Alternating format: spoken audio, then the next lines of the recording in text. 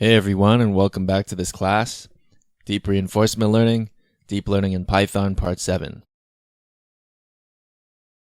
In this lecture, we are going to go through more details on how we are going to apply a parameterized policy to the continuous version of Mountain Car.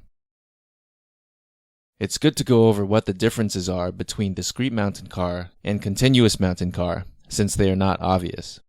Specifically, the reward structure for Mountain Car Continuous is different.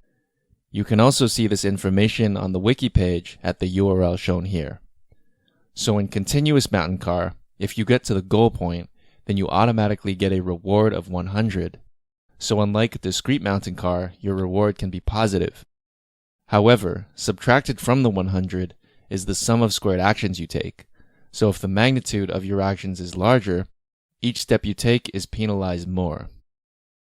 So your agent should be incentivized to take smaller actions. The environment is considered solved if you can reach an average total reward of 90 over 100 consecutive episodes. Note that while the action space is continuous, your action must be between -1 and 1.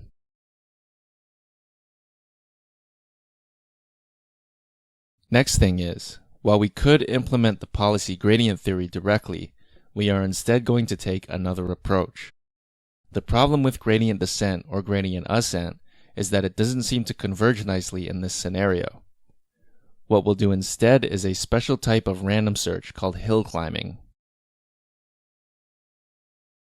Hill climbing works as follows. Suppose we only have two parameters so that we can show the parameters on a 2D grid. First, we initialize the parameters randomly. This is the green dot.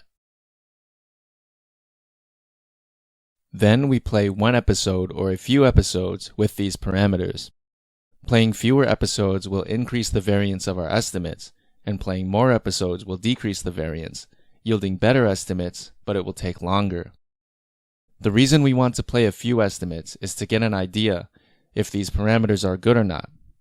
If the parameters are better than the best parameters we found so far, then we set these as the best parameters. Otherwise, we stick with the original. So next thing we do is we generate a new set of parameters by randomly perturbing the current best parameters. So basically, this new set of parameters will be in the neighborhood of the current best parameters. We then test these new parameters to see if they yield a good average return.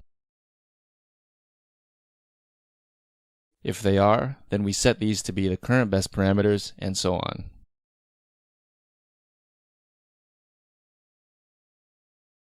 Eventually, we'll have tested many sets of parameters, sort of walking on a path up a hill, hence the term hill climbing. Note that the path is always going to go in an increasing direction of the average return.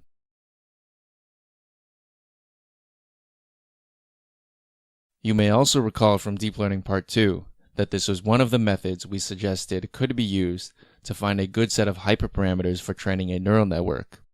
So this is in fact just another optimization technique, not unique to reinforcement learning, but particularly helpful in some situations. I found that this method generally yields more consistent results than gradient descent, and it beats trying to do a hyperparameter search.